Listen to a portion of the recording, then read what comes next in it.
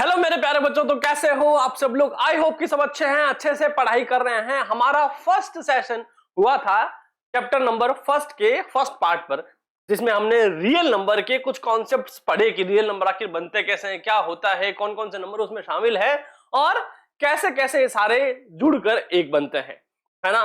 जिसमें हमारा क्या था, नेचुरल नंबर था, होल नंबर था, इंटीजर था। देन उसके बाद हमने रैशनल और इरेशनल नंबर यानी परिमेय और अपरिमेय संख्या भी पढ़ी। अब देखो, उस वाले टॉपिक से भी इंपॉर्टेंट बोर्ड के अंदर क्वेश्चन आते हैं, जिसमें कि सिद्ध कीजिए √5 क्या है, एक अपरिमेय संख्या है। अब हमें तो पता है कि अपरिमेय है, बट हमें उसको प्रूफ करना होता है, और जो सारी वो कैलकुलेशन है वो बच्चों को लगती है क्रिटिकल, टफ, इरिटेटिंग, है ना। तो वो भी मैं आपको बताऊंगा कैसे आप उसको 2-3 स्टेप में क्लियर कर सकते हैं। क्लियर। आज जो है हमारा चैप्टर उससे आगे बढ़ने वाला है, बट आपको क्या करना है, चैनल को सब्सक्राइब कर लेना है और बेल आइकन को प्रेस कर लेना, जिससे वीडियो आते ही आपके क्या है, नोटिफिकेशन बेल टिंग करके बज जाए। क्लियर। तो आज का हमारा जो कॉन्सेप्ट है वो शुरू होगा प्राइम नंबर से, है ना, कि सर ये प्राइम नंबर क्या है और क्यों प्राइम और कंपोजिट नंबर की इंपॉर्टेंस इस चैप्टर में ज्यादा है, क्यों इससे क्वेश्चंस आते हैं, वो आपको इसको देख के पता लग जाएगा, है ना। अगर आपको आता है प्राइम नंबर तो बहुत अच्छी बात है, आपको कुछ सीखने को मिलेगा।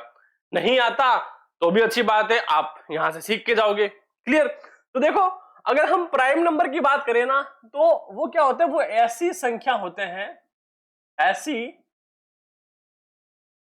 संख्या जो केवल एक या फिर स्वयं से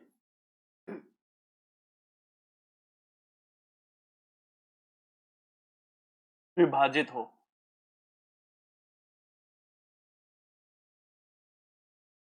है ना।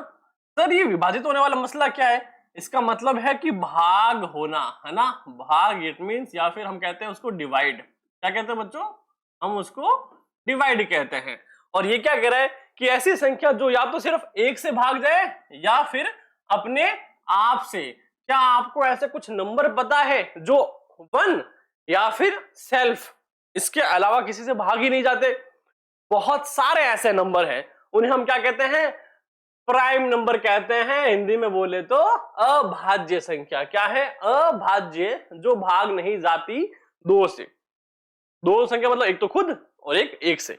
जैसे कि देखो, मैंने चेक किया कि यहां पे एक संख्या है जो है 3,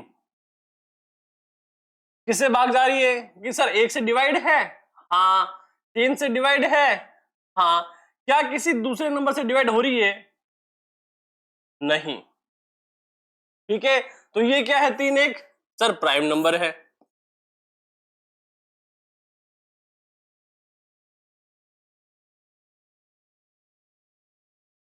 ठीक है, अब देखो यहां पे दूसरा क्या है, 3 के बाद मैंने 4 लिया। 4 क्या है, 1 से भाग जा रहा है, हाँ जा रहा है। किससे, स्वयं से जा रहा है, जा रहा है। इसके अलावा ये 2 से भी भाग क्या है, जाता है। तो क्या ये प्राइम नंबर है, नहीं, ये प्राइम नंबर नहीं है। समझ में आया। इसी तरह हमने एक नंबर और लिया, जो कि नंबर कौन सा है, सर 5 है।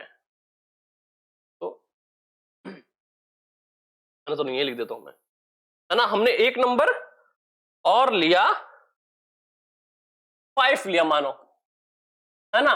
तो 5 क्या 1 से डिवाइडेड है, जी हाँ। क्या ये 5 से डिवाइडेड है, जी हाँ, यानी खुद से हो गया। क्या ये किसी दूसरे नंबर से डिवाइडेड है क्या, नहीं सर, है ना। तो 5 क्या हो गया बच्चों, 5 हो गया हमारा प्राइम नंबर। ठीक है। अब जो आप दिमाग में सोच रहे हो ना कि सर वो एक नंबर जो है जिसके बारे में हम सोच रहे हैं, शायद आप भी सोच रहे हो, वो प्राइम नंबर है या नहीं, वो मैं बताऊंगा आपको कंपोजिट के बाद। ठीक है, देखो 1 हुआ, 5 हुआ, तो क्या है, अगर मुझे प्राइम नंबर लिखने हो, प्राइम नंबर के एग्जांपल लिखने हो, तो मैं कौन सा लिखूंगा, हाँ लिख देता हूं ना, ठीक। मैं लिखूंगा सर 3 5 7 11 13 17 19, ये हमारे क्या हो जाएंगे, ये हमारे प्राइम नंबर हो जाएंगे। क्या हो जाएंगे बच्चों, प्राइम नंबर हो जाएंगे। आई होप इतना क्लियर है। तो अगर आप ये डेफिनेशन नोट करना चाहो तो आप ये अच्छे से नोट कर सकते हो, ठीक है। तो देखो ये हमारा क्या क्लियर हो गया सर, प्राइम नंबर क्या होते हैं, जो संख्या एक या फिर खुद से डिवाइड चली जाए वो सारे प्राइम नंबर है, यानी कि अभाज्य संख्या, है ना। अभाज्य से हमें पता लगता है कि सर अभाज्य है। अब देखो इसके बाद हमारा जो नेक्स्ट कॉन्सेप्ट है वो इसी का अपोजिट है। क्या है, इसी का अपोजिट है। सर कैसे, जैसे मैं आपको बताता हूं कि सर हमने बोला कि ऐसी संख्या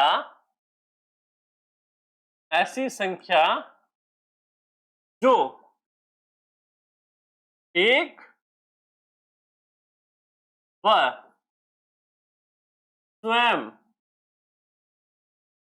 स्वयं के अलावा अन्य संख्या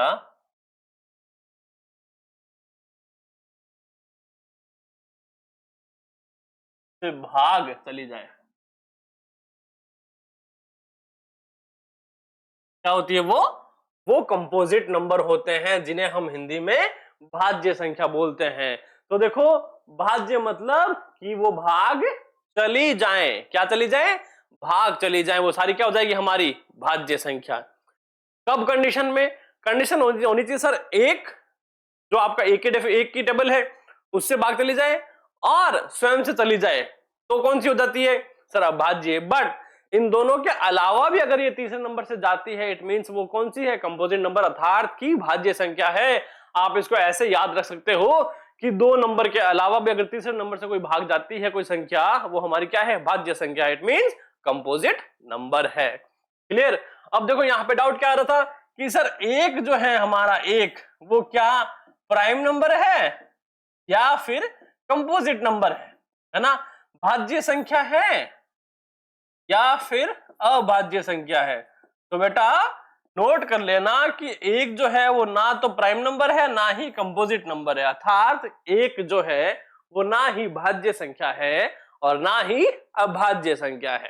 क्लियर है, ये बात अपने दिमाग में सेट कर लेना। अब बात आती है सर भाज्य संख्या के एग्जाम्पल की, कौन कौन से हैं। देखो अगर हम एग्जाम्पल की बात करें ना तो इसके एग्जाम्पल क्या हो सकते हैं सर, देखो क्या वो दो है, क्या दो से जाता है, इससे स्वयं से जाएगा नहीं। क्या वो तीन है, नहीं। क्या वो चार है सर, एक से जा रहा है, स्वयं से जा रहा है और दो से भी जा रहा है। तो ऐसी संख्या जो तीनों से भाग चली जाए, जैसे कि 4 है, फिर 6 है ना, फिर 8 है, ये जो नंबर्स हैं ये हमारे क्या हो जाएंगे बच्चों, कंपोजिट नंबर हो जाएंगे, यानी कि भाज्य संख्या। तो इसकी परिभाषा लिख लीजिए कि ऐसी संख्या जो एक या स्वयं के अलावा भी किसी से भाग चली जाए वो सारी क्या हो जाएगी, कंपोजिट अर्थात भाज्य संख्या हो जाएगी। अब यहां पे एक बात और आती है कि अगर हमें भाज्य संख्या बतानी हो, किसी को कोई पूछे कि सबसे छोटी भाज्य संख्या कौन सी है, तो यहां पे लिख लेना बच्चों कि सबसे छोटी भाज्य संख्या 4 है। क्या है, 4 है। इसको लिख लेना कि सबसे छोटी संख्या जो कि कंपोजिट नंबर है वो 4 है। आई होप कि आपको ना इतना कॉन्सेप्ट जो है हमारा वो अच्छे से समझ आ गया होगा, है ना। अब चलते हैं आगे, हमारा कुछ क्वेश्चंस। अब ये क्वेश्चन जो है हमारे बोर्ड में रिपीट हुआ है बच्चों, क्या हुआ है, आरबीएससी के अंदर ये क्वेश्चन रिपीट हुआ है और लगभग ये पूछ ही लेते हैं एमसीक्यूज में, क्या है हर बार लगभग एक दो बार में पूछ लेते हैं। क्वेश्चन क्या बोल रहे हैं हमें, क्वेश्चन कह रहा है कि निम्नलिखित में से कौन सी एक अपरिमेय संख्या है, Which of the following is an irrational number? क्या है, irrational number। तो सबसे पहले तो ये समझो कि अपरिमेय संख्या होती कौन सी है ना। सर हमने कहा था अपरिमेय संख्या जो है वो रूट वाली होती है ना, रूट 3, 5 या फिर पाई का मान, और इनकी जो सारणी होती है ना, आवर्ती जो है वो रिपीटिंग है। क्या है? रिपीटिंग है। करेक्ट, हमने देखा था। अब यहां पे देखो हमारे पास 4 ऑप्शन है, ए से शुरू करें। क्या 2 हमारी इरेशनल नंबर है क्या? नहीं सर, 2 को हम 2/1 में भी क्या कर सकते हैं, लिख सकते हैं। तो क्या हो जाएगा, ये तो सर रेशनल नंबर हो जाएगा। होगा कि नहीं? जी सर, हो जाएगा। फिर देखो 2.232425 यहां क्या हो रहा है, इनकी जो आवर्ती है वो क्या हो रही है बेटा, रिपीट हो रही है। क्या हो रही है? रिपीट हो रही है। अतः जो इसका सही आंसर है वो है ऑप्शन नंबर बी। कौन सी है सर? ये इरेशनल नंबर है। क्या है? इरेशनल नंबर है। ठीक है, फिर देखो 2.23 है ना, ये इरेशनल नंबर नहीं है। क्यों? 2.23 ही है, और फिर 2.23, ये दोनों क्या है, सेम है। साथ ही साथ हमें याद रखना क्योंकि आवर्ती जो है ना, उनकी फ्रीक्वेंसी वो क्या हो, रिपीट हो रही हो। तो 2 जो है वो हर एक बार क्या हो रहा है, रिपीट हो रहा है फ्रीक्वेंसी के बाद। क्या हो जाएगा हमारा ऑप्शन नंबर बी जो है वो सही हो जाएगा। अब इस क्वेश्चन को अच्छे से देख लो, अगर आप स्क्रीनशॉट लेना चाहो तो भी इसका ले सकते हो। अगला क्वेश्चन देखो हमारा। अगला देखो हमारा क्वेश्चन क्या बोला है कि find the highest positive integer. देखो यहां पे क्या बोला है सर, हाईएस्ट पॉजिटिव इंटीजर है ना। जब हाईएस्ट की हमारे बात आती है तो हम सीधा सा याद रखते हैं कि सर ये हमारा एचसीएफ की बात कर रहा है। By which dividing the number 396, 436, 542 reminders are 5, 11 and 15 respectively. इस क्वेश्चन को ध्यान से पढ़ो। क्या बोल रहा है कि ऐसी सबसे बड़ी संख्या जो कि धनात्मक पूर्ण संख्या ज्ञात कीजिए हमें कि जिससे 396, 436 और 542 को विभाजित करने पर क्या रिमाइंडर आए, शेषफल जो है हमारा आए 5, 11 और 15। यहां पे एक चीज देखो, जब आप नोटिस करोगे तो सर यहाँ पे नंबर 3 है, 396 है, 436 है और 542 है, और सबसे बड़ी धनात्मक पूर्ण संख्या ज्ञात करने को बोला है। इट मींस क्या कर रहा है, ये हमें एचसीएफ ज्ञात करने को बोला है ना। इसका कॉन्सेप्ट मैं आपको बताऊंगा, थोड़ा धैर्य रखिए, है ना। आगे हमारा इसी के कॉन्सेप्ट के बारे में चर्चा की गई है। पहले क्वेश्चन देख लेते हैं जो कि आपका आरबीसी में आ रखा है। अब देखो 396 क्या दे रखा है, 5 है ना। तो 396 के केस में हमारा रिमाइंडर कितना आना चाहिए, शेषफल 5 आना चाहिए। 436 के केस में कितना आना चाहिए सर, 11 आना चाहिए। और 542 के केस में कितना आना चाहिए सर, 15 आना चाहिए, है ना। रिमाइंडर कब आता है कि सर ये देखो, अब देखो ये हमारा क्या हो जाएगा सर, ये हमारा भाज्य हो जाएगा, ये हमारा भाजक जिससे हम भाग देते हैं। यहां पे आता है भागफल, है ना, और यहां आता है शेषफल, मतलब कि जो आखिरी में बचे, जो माइनस करने पर बचता है वही माइनस प्लस जो भी करने पर बढ़ता, हाँ सॉरी माइनस करने पर बचता है। ठीक है, कोई बात नहीं। अब देखो कह रहा है कि 396 में कितना बचना चाहिए, 5 बचना चाहिए। तो सीधी सी बात, अगर हम 396 में 5 माइनस कर दे तो, है ना। अगर मैं 396 में 5 माइनस करूं क्या बचेगा बेटा, 391 बचेगा। ठीक है, क्या करूं मैं अब बताओ सर। 391 जो है ना उसका एचसीएफ निकालो, आप निकालो। तो देखो यहां पे क्या है सर, एक बात हमें ध्यान रखनी है कि सबसे बड़ा नंबर है तो क्या की जाए, ज्यादा से ज्यादा प्रैक्टिस की जाए, है ना। मैं तो पढ़ के आया हूं, मुझे पता है 17 से जाएगा सर, है ना। तो देखो 391 भाग दूं मैं, 17 एकम 17, 17 दूनी 34, क्या बचेगा 4, यहाँ आया 5, यहाँ आया 1। तो कितनी बार में गया, 17 का पाड़ा बोला मैंने, यहाँ 2 बार गया, और 17 ये 51, तो 23 बार में गया कुल। फिर क्या बचा मेरा, 23 आया। तो 23 में किसका भाग जाएगा सर, 23 में 23 का जाएगा 1। ठीक है, तो क्या अगले पेज में लिखूं मैं। अब देखो मैंने 391 के फैक्टर्स लिखने हैं। क्या लिखने हैं मैंने, तो 391 के लिखने क्यों, हमारा रिमाइंडर कितना बच रहा था, 5 बच रहा था, है ना। तो पहली संख्या क्या थी सर, 391 के लिखने थे फैक्टर्स क्या थे, 17 और 23, 17 गुणा 23, है ना। ये क्या है, अभाज्य गुणनखंड है। फिर देखो अगला क्या है हमारे पास, सर अगला है 436 में से अगर हम 11 माइनस करें, कितने करें, सीधी सी बात है सर, सामने लिखा हुआ पड़ा है। अब 436 में हम 11 माइनस करेंगे तो यहां बचेंगे कितने, 425 बचेगा। अब देखो फिर से क्या करो सर, यहां पे 425 का एचसीएफ निकालो। क्या करता हूं, फिर से भाग देता हूं, है ना, बड़ी संख्या है तो 25 एकम 25, कितना बचा, 3, यहां 12, 7, 1, 5, फिर 25 सत्ते 175 आ गया। कितना गया सर, 25 बार 25 के भाड़े से गया, 17 बार गया, फिर कितना आया, 17 एकम 17, लिख दिया मैंने फैक्टर्स। तो यहां पे कितना है सर, 425 है, उसका फैक्टर्स क्या है सर, 25 गुणा 7।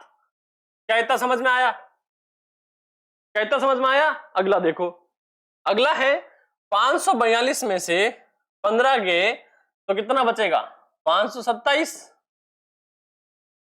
ठीक है। तो फिर क्या करूं मैं सर, यहां पे 527 का एचसीएफ निकालो। अब बाजी गुणनखंड निकालते हैं पहले, 527। अब देखो इसका मैं भाग देता हूं फिर से, 527 अगर मैं 17 का भाग दूं डायरेक्ट, 17 दूनी 34, 17 तीय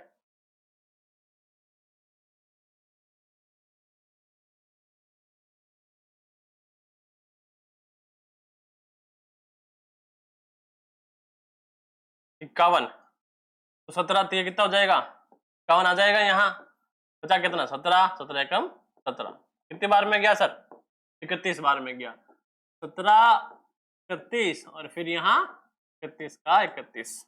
तो देखो हमने इसके अभाज्य गुणनखंड निकाला, कितना आएगा सर, 527 का 17 गुणा 31, ये भी 17 है। तो अब देखो हाईएस्ट कॉमन फैक्टर हमारा क्या होगा, है ना, 17 लेके चलो, 17 लेके चलो और 17 लेके चलो, तो क्या हो गया, इनका जो एचसीएफ है ना, वह सबसे बड़ी धनात्मक पूर्ण संख्या, है ना। तो यहां पे क्या लिख देता हूं मैं, यहां पे मेरा उत्तर है कि वह सबसे बड़ी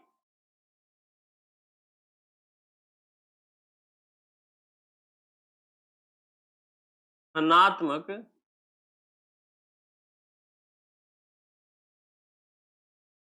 पूर्ण संख्या कितनी होगी बच्चों, हमने कितनी निकाली थी एचसीएफ, 17 होगी, है ना, अर्थात एचसीएफ 17 होगा।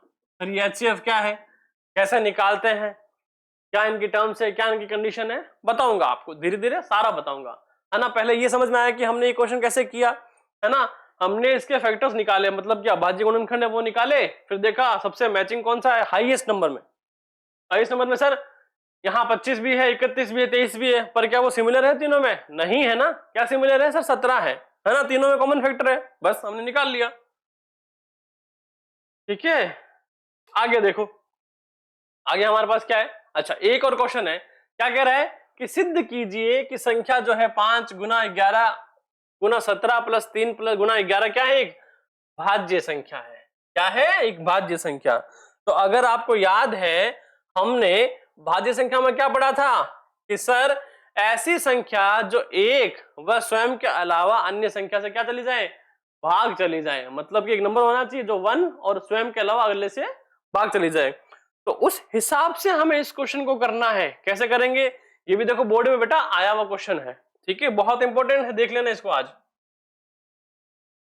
समझ गए तो बेड़े पार है। अब देखो सिद्ध क्या करना है, हमें सिंपल सी बात है, सर क्वेश्चन दे रखा है 5 गुना 11 गुना 17 प्लस 3 गुना 11, अब यहाँ पे देखो मुझे क्या दिख रहा है सर, मुझे एक छोटी सी बात दिख रही है कि 11 यहाँ पे है और 11 यहाँ पे क्या है सर, कॉमन है। अगर मैं इसको कॉमन ले लूं तो लिया मैंने क्या, कॉमन लिया 11 गुना में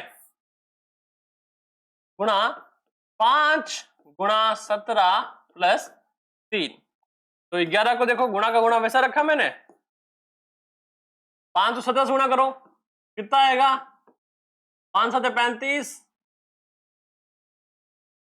3 5 5 1 3 8, कितना आया 85, 85 प्लस 3 कितना आ गया सर 88। कोई भी बता देगा ये 11 गुणा 88 है ना। अब देखो इसको 11 से क्या करो, गुणा करो। सर सीधे ही कर दो ना, नहीं जरूरी है। देखो क्या आएगा यहाँ 88 यहाँ आएगा गुणा 88 यहाँ आएगा, क्या हो जाएगा 8 का 8 16 का 6 आंसर लगी 9, 968 वो नंबर आएगा। क्या है सर 968 नंबर आएगा। सर अब हमें ये पता कैसे चलेगा, है ना, कि अब हमें ये पता कैसे चलेगा सर वो भाज्य संख्या है। देखो यहां से क्या हो रहा है कि अगर कोई संख्या है ना, जैसे कि हमने 4 बोला, 4 किससे भाग जा रही है सर 1 से जा रही है, 4 से जा रही है और 2 से भी जा रही है। तो जो भाग जाएगी ना वो गुणा भी होगी, जैसे 4 एकम 4 1 2, 2 दूनी 4, 4 एकम 4 1 चौके 4 हुआ ना। तीनों में आंसर क्या है हमारा सर 4 4 4 है ना। तो यहां पे देखो क्या दिखा रहा है मेरे को, यहां पे भी वही दिखा रहा है कि एक ऐसी संख्या जो किससे भाग जा रही है सर, है ना, जो स्वयं से जा रही है 968 जाएगी, जाएगी बिल्कुल, बेशक कोई दिक्कत वाली बात नहीं है, कोई कहने वाली बात नहीं है ना। 968 से ये जाएगी, भाग एक बार में जाएगी, ठीक है। 1 से जाएगी, जी हाँ सर 968 बार जाएगी। क्या 11 से भाग जाएगी, जाएगी सर। क्या 88 से जाएगी, जाएगी सर। क्यों, क्योंकि दोनों का गुणनखंडी तो है ये, गुणनफली तो है ये, है ना, और ये इसके क्या है फैक्टर्स हैं, इट मींस इससे तो भाग जाएगी। तो क्या है हमारा क्या प्रूफ हुआ कि अतः संख्या 968 एक व स्वयं के अलावा अन्य संख्याओं से भाग जाएगी, अन्य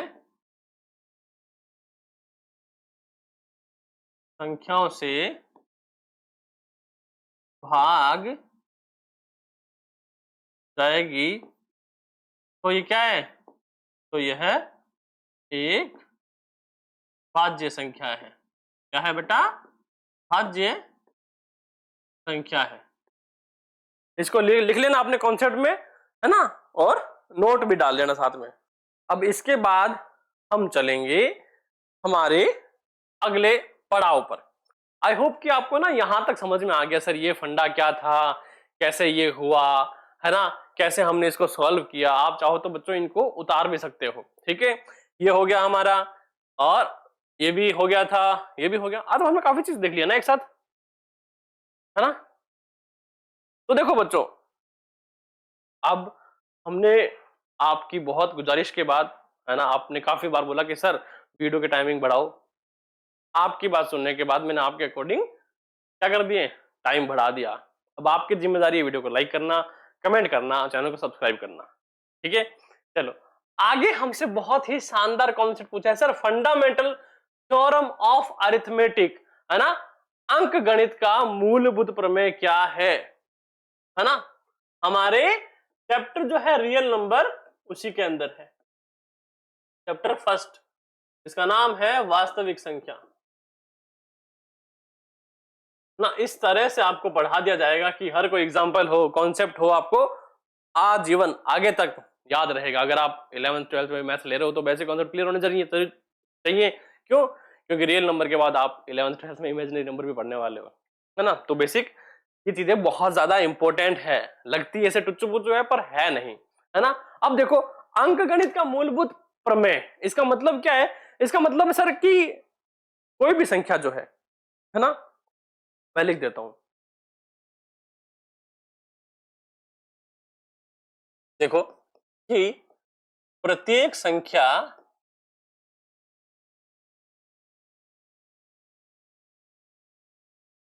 जो एक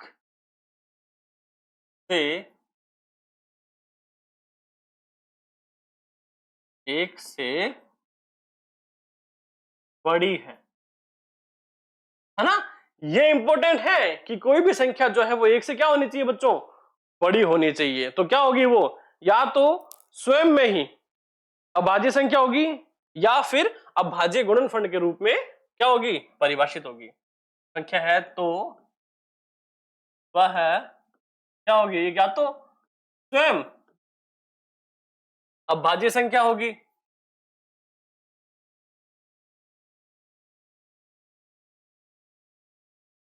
है ना। अभाज्य संख्या अभी हमने देखा था कौन से, प्राइम नंबर एक या फिर स्वयं से, ठीक है।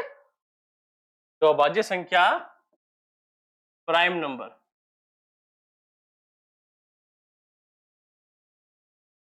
होगी या फिर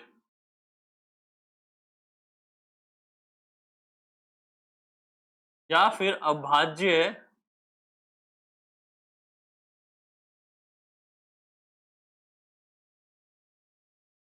संख्या के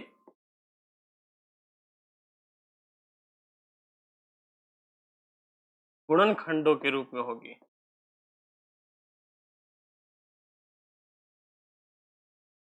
कुछ याद आया, कुछ समझ में आया, है ना।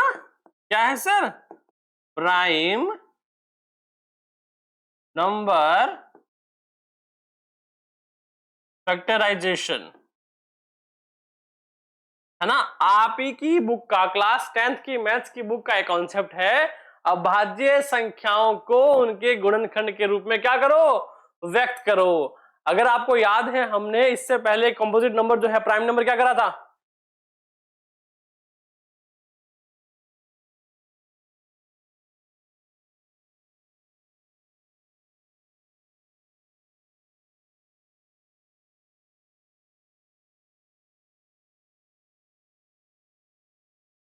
है ना।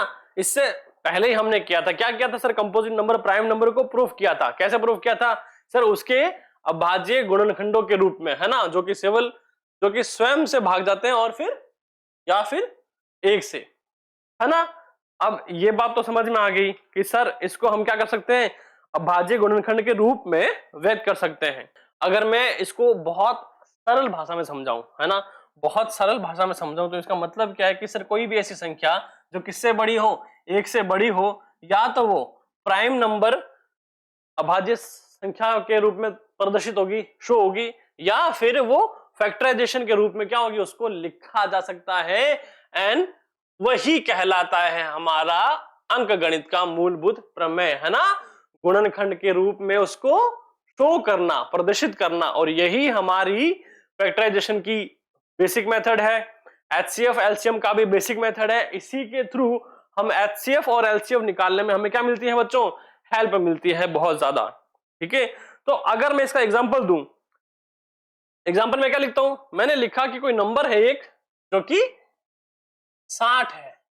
क्या है, 60 कोई नंबर है, क्या मैं उसका अभाज्य गुणनखंड निकाल सकता हूं क्या, सर निकाल सकता हूं। कैसे निकालूंगा, ये देखो 60 है, 2 से शुरू करूं, 2 3 6, फिर 2 शुरू करा, 2 एकम 2, 2 पंजे 10, फिर 3 से शुरू किया, क्यों 3 से जाएगा, 3 पंजे 15, फिर देखो 5 से शुरू किया, 5 एकम 5, और अब यहां पे देखो, यहां पे जो हमारा आया है 2 गुणा 2 गुणा 3 गुणा 5, कैसे ले सकता हूं इनको, 2 की पावर 2, 3 गुणा 5, ये क्या है सर, यही तो है अंकगणित का मूलभूत प्रमेय, यानी फंडामेंटल थ्योरम ऑफ अरिथमेटिक।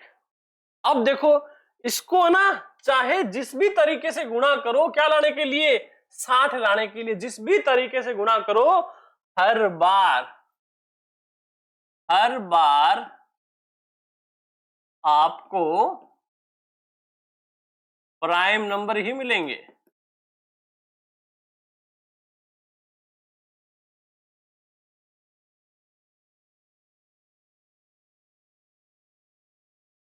क्या मिलेंगे बच्चों? हर बार आपको प्राइम नंबर मिलेंगे, ये बात तो तय है आपकी, ठीक है।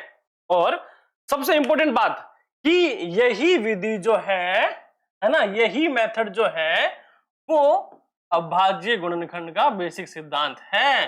अभाज्य गुणनखंड का सिद्धांत है,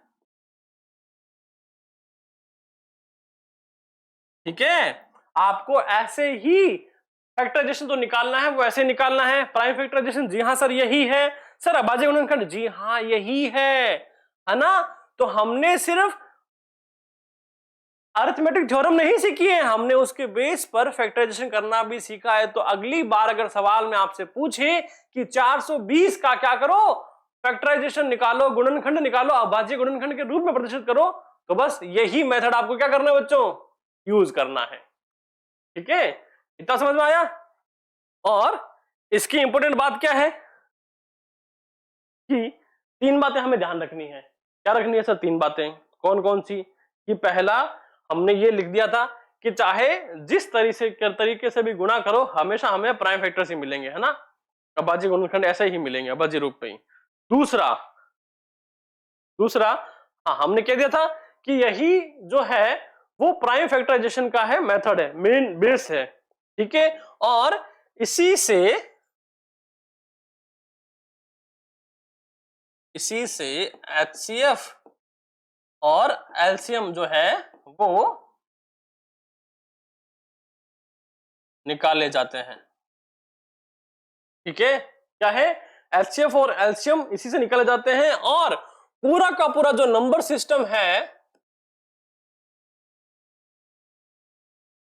उसकी यही नींव है। नींव अर्थात क्या होता है? बेस, उसका यही बेसिक है। तो बच्चों आज की क्लास हम करेंगे यहीं पर होल्ड। क्यों? समय ज्यादा हो जाए फिर ज्यादा लंबी वीडियो जाएगी। अगले चैप्टर से हम prime factorization method, Euclid division theorem, इससे स्टार्ट करेंगे एंड देन हमारी एक्सरसाइज 1.1 फाइनली आ जाएगी। और अगर आपको ये कॉन्सेप्ट अच्छे लग रहे हैं ना तो कमेंट में मुझे बताना, ताकि मैं हर चैप्टर को स्टार्ट करने से पहले ऐसे बेसिक कॉन्सेप्ट बताऊं जिससे आपके पूरा चैप्टर जो है वो छू मंत्र हो जाए। फिर मिलते हैं अगले वीडियो में, अगर सब्सक्राइब करोगे तो ही आएंगे। फिर मिलते हैं next. Thank you so much, जय हिंद।